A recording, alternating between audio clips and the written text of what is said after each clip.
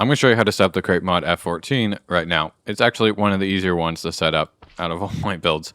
So just go over to the schematics tab of the tool gun from VMod, go and load the correct schematic, and then right click to place it in the world. If you're using the right crate mod or the right VMod version, which is the one linked on the Patreon page, then you will be able to do this. If not, then it's not going to work. So once you have this, you can check, and it probably won't display any glue, and you can relog a bunch of times until it starts rendering the glue if you want, but it should already be here. So what you're going to do is, I guess we can just get rid of that. Come through here, grab this controller, although you could just use a fresh controller because there's actually nothing configured in here. We don't actually have to do anything. And then flick this lever. Once you flick that lever, you should see that start spinning, which means the engine is on. Now, if you have issues with the engine, which is down here, like the engine runs out of kerosene and you need to give it more and you're not in creative mode, you can try spinning this hand crank. You might have to increase the stress units. You could also probably switch that, or you could like modify it to have a compact gasoline engine there if you really needed to. If the engine stops, you should also check and make sure that the back is not filled with carbon dioxide. If it is, and the front still has kerosene, just break and replace the back and it should be fine.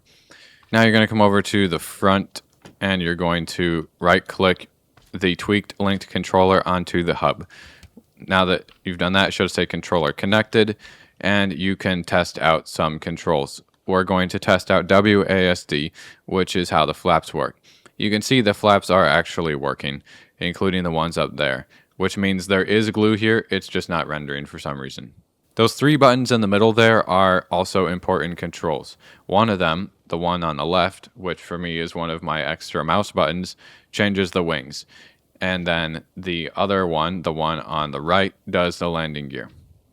The middle button, which I set to control, is the afterburner toggle. But the afterburners won't do anything unless the engines are on, and we also have turned these sections into their own contraptions.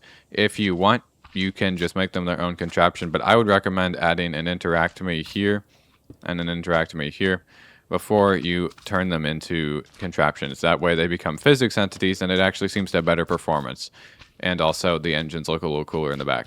Over here, you're going to click this. What I do is 4 degrees. I mean, you can do more. It's up to you. Won't really hurt it. So we just do 4 degrees. That's going the opposite direction. And so now you get that tilted effect there with the air intakes. And also, we can see here, it goes all the way back. The whole thing is tilted. And as long as they are interactive, then these will actually display light, like it makes the engines look like they're glowing in the back. So that's what I mean, it looks cooler. You can get rid of these if you use them. Now, if you get the link controller and you do spacebar for me, which is the right shoulder click, then you will get the jet engines turning on. If you turn on the jet engines and you hold down that middle button, you get the afterburners.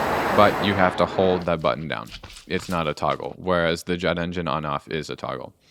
Now, before we go any further, I will show you those 4 controls there, the green, red, yellow, blue ones in the right corner. Those are controlling the weapon hardpoints.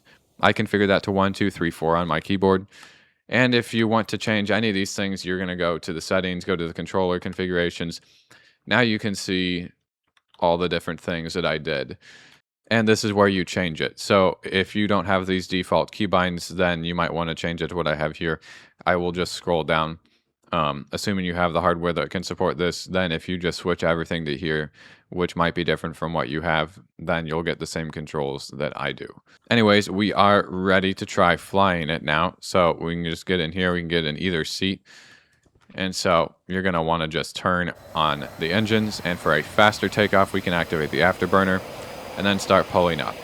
You don't need that long. Then we can activate the landing gear. Landing gear get folded away. And now we can fly just with WASD for the flaps. And if you want to make the wings go swept back, just push that mouse button for me. I think that was like the left-hand one or something. Start button. That's just a toggle. You can toggle it back and forth. And if you want to shoot the main gun, I have it left click. It is the left joystick click function. Also, I might get blown up now. Okay, I just flew over an anti-aircraft gun. We're fine.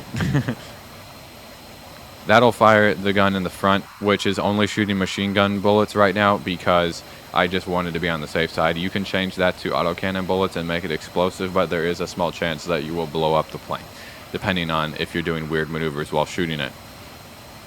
If you want to shoot those missiles there in the front, you can push that. There go the missiles. If you want to drop that bomb, it's the next one. Drop the third, or the third thing, second bomb. That's all that stuff. And if we want to get those missiles on the wings, it's the last one. And there go the missiles. Who knows where they're going? Oh, they're all the way up there. Oh, and they just fell behind me. That was actually really cool. And there they go. We actually got to see it. That's pretty much all you need to know about this thing. You don't have to do anything with that lever back there. It's actually way easier to set up than most of my other builds. So if we want to land, just put the landing gear back down, turn off the engines, and it's not a big deal. So yeah, that's how you set up the F-14. Hope that helps if you had any questions, and happy flying.